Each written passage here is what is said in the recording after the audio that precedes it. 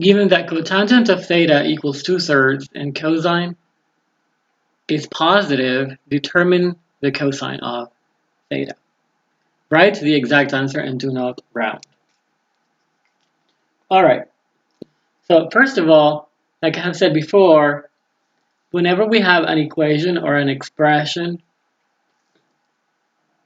like this, an equation like this, it is always usually easier to rewrite everything in terms of one of the basic three trigonometric functions, sine, cosine, and tangent.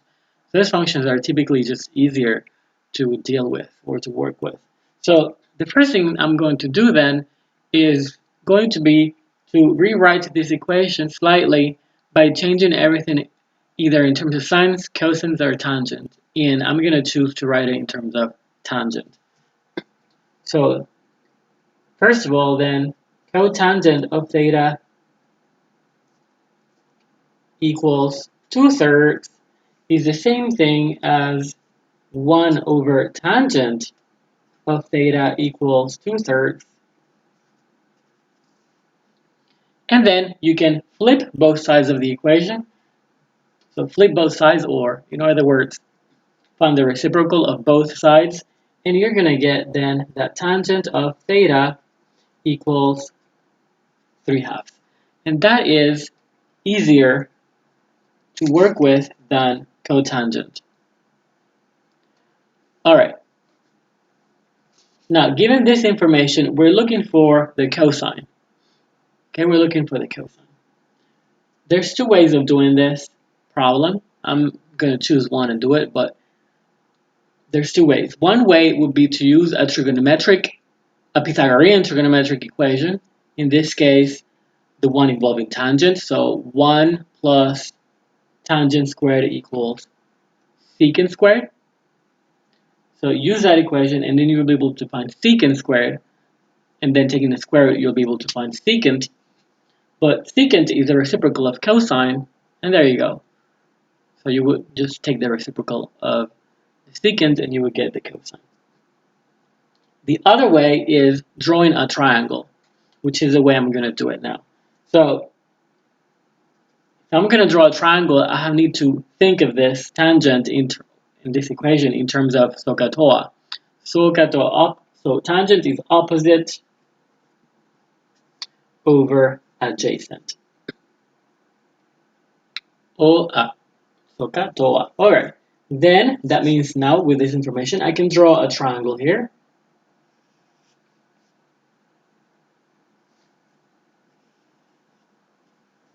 And let's call this one theta. And this means the opposite equals 3. So the side opposite to theta equals 3. The adjacent side is 2. Okay, then we are going to complete this picture. So call this C, and let's figure out what C is.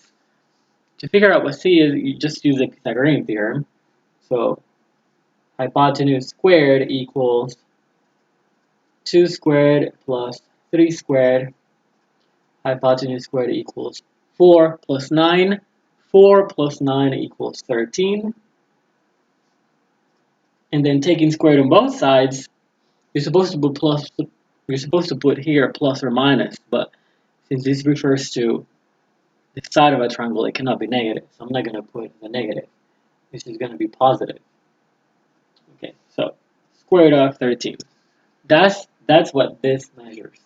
Square root of 13.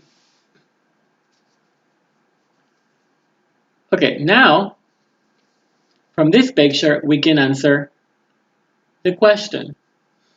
And don't forget that we need to make sure that this information is used before we give the final answer.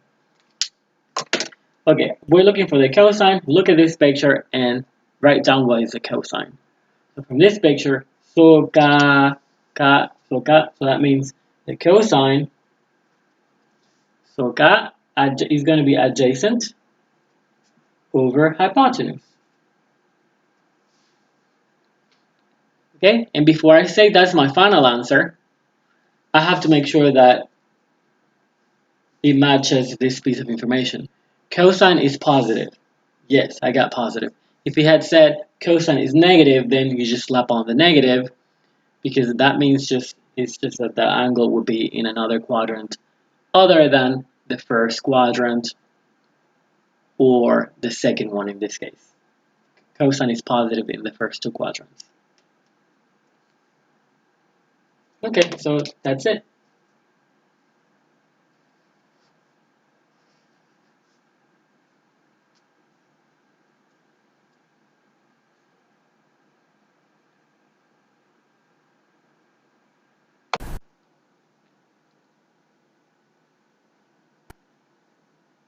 Use trigonometric identities to simplify the expression. This expression right here, which looks kind of complicated.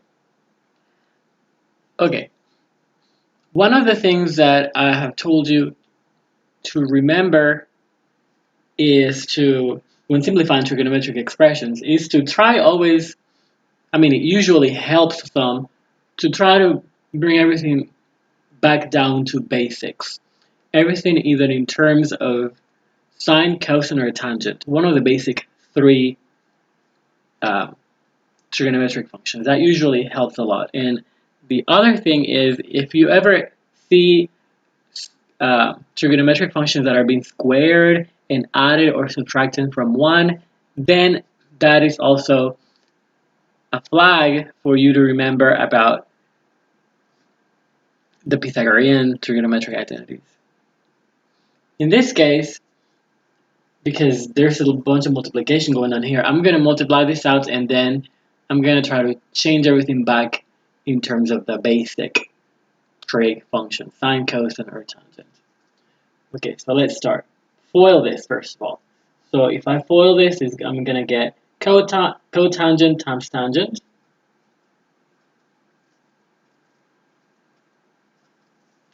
Then cotangent times negative sine, so that's going to be minus cotangent sine. Then this times that would be plus cosecant tangent. And lastly, this times that is going to be minus cosecant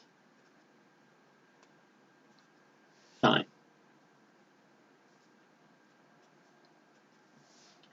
Okay, then this is where I'm going to change everything. So cotangent, I can write it as 1 over tangent. This cotangent, now because it is being combined with a sine, instead of writing it as 1 over tangent, I don't think that's going to help. It is better to then write it as cosine over sine. See, and I know that because of this clue right here that the cotangent is being combined with the sine through multiplication. Alright, then here, same thing, change everything back in terms of the basic three functions. Cosecant is 1 over sine, and because I have a sine here, I'm going to change tangent to sine over cosine. And lastly, cosecant is 1 over sine.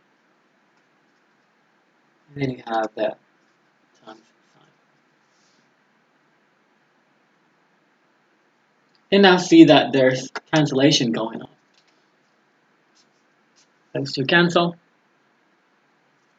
Those two cancel. Those two cancel. And those two cancel.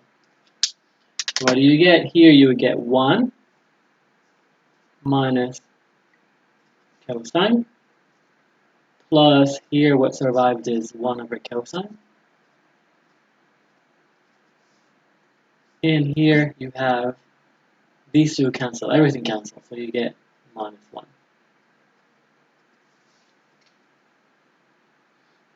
Okay, so now these two ones actually cancel, so you're only going to be left with that and that. So I'm going to write the positive one first. So it would be 1 over cosine minus cosine.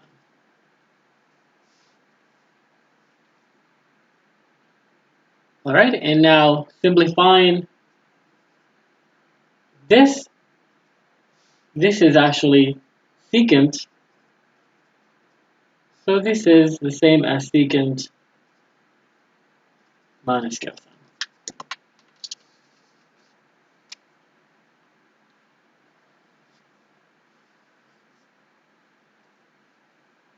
Okay.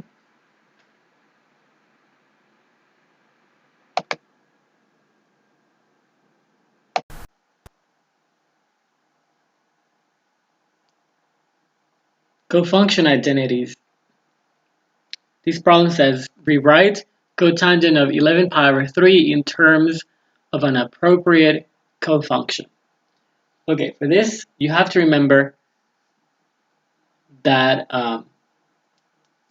cotangent is the cofunction of the tangent.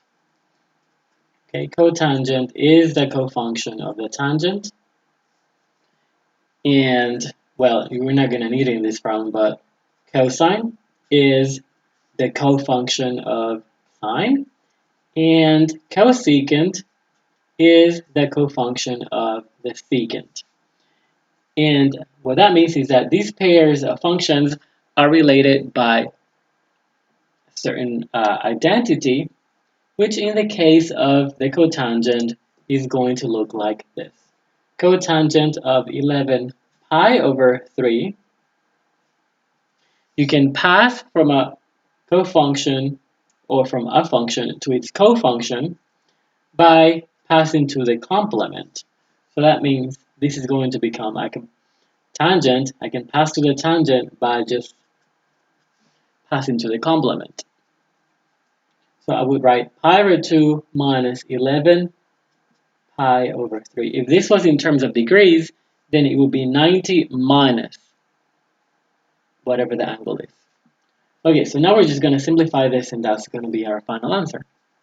So this is tangent of, so common denominator here would be 6. So you multiply by 3, top and bottom. So if I multiply by 3 top and bottom, I would get 3 pi on top. And if I multiply by 2 here, top and bottom, I would get 22 on top, 22 pi. Okay, now that I have the same denominators, I can subtract across. This would be 3 pi minus 22 pi. That would be negative 19. 3 minus 22 is negative 19. Pi over 6. And that's the end. Because even though this is a special angle, we could definitely figure out the value of this without a calculator. Those were not the instructions. The instructions were like, just rewrite it in terms of an appropriate cofunction. It doesn't say evaluate it. Okay, so that's why we're going to leave it like this.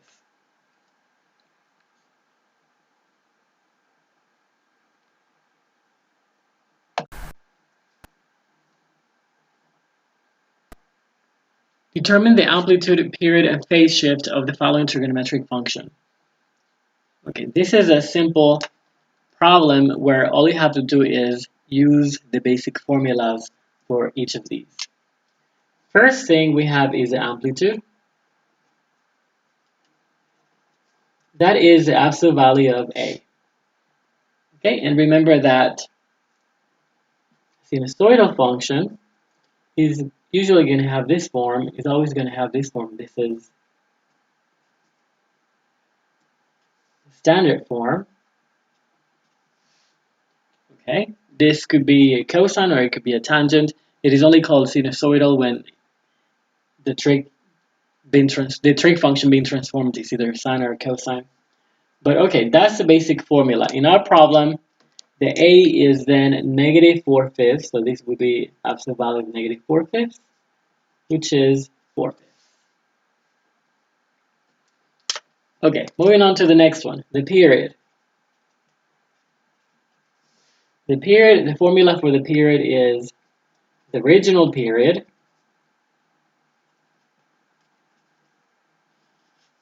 over B. Okay, the original period, that means, that actually depends on what you have here. If it's a transformation of either sine or cosine, like we have here, the original period would be 2 pi. But if it is a transformation of tangent, then the original period would be pi.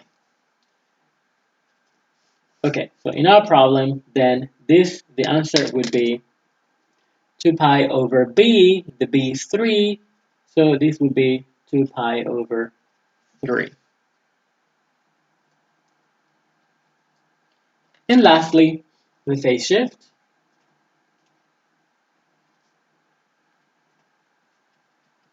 The formula is c over v. And in our problem, the c is 6, positive 6. Remember that the c is always the opposite of what you see here. So if I see a minus 6, I'm going to put positive 6. If we had a plus 6, then I would put negative 6. The c is always the opposite of what you see there. So then it will be 6 over b, which is 3. And simplifying, this is 2.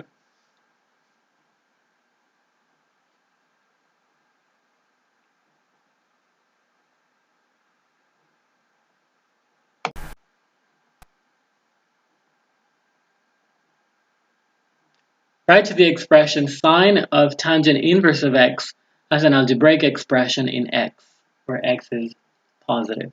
Okay. So there's a procedure, a very specific procedure for solving these type of problems, where you are composing two trigonometric functions and the inside function, the inner function, is an inverse trig function. Okay, so what is the procedure? Step 1 is we're going to give a name to the inside function. I usually use theta. So let's say the inside is theta. Let theta be tangent inverse of x. That's it for step 1. Step 2 is rewrite without using inverse functions. Okay, rewrite this without using inverse functions. So what is that equivalent to without using inverse functions? Well, that would be tangent of theta equals x. The output becomes the input, and the input becomes the output. Okay, step 2. Step 3, reinterpret this using SOHCAHTOA, using SOHCAHTOA,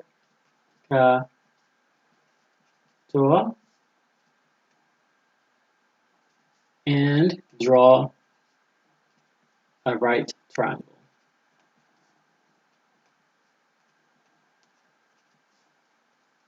And then you also have to complete the triangle. You have to complete the triangle. Once you draw it, the whole point of drawing it is to complete it.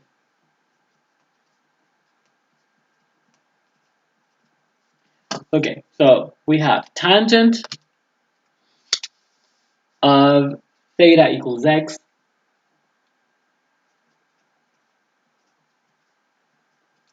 But using SOHCAHTOA, tangent is opposite over adjacent. This is opposite over adjacent. So it's a fraction, right? It's a ratio. So that means we have to think of this also as a fraction or a ratio. So instead of thinking of it as x, we're going to think of it as x over 1. Okay, with that, we're going to draw a triangle now. And we're going to complete it.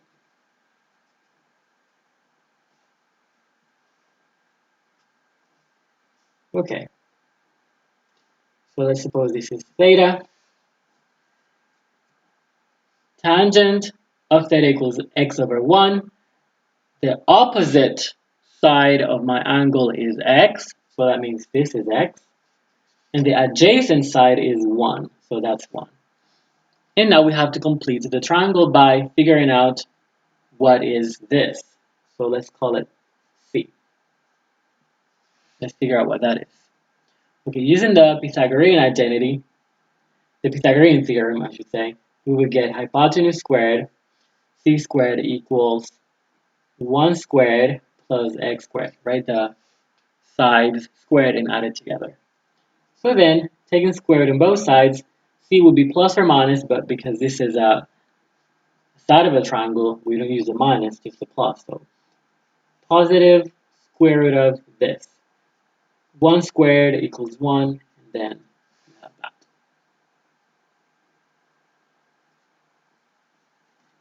Okay, so that means this right here is square root of 1 plus x squared. Okay, good. We have completed step 3. The last step is the end of this. The last step is write down the final answer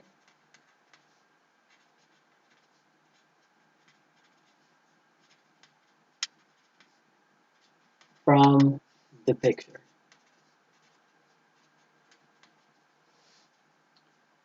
Okay, so what was the question? The question was find sine of tangent inverse, but we called tangent inverse theta.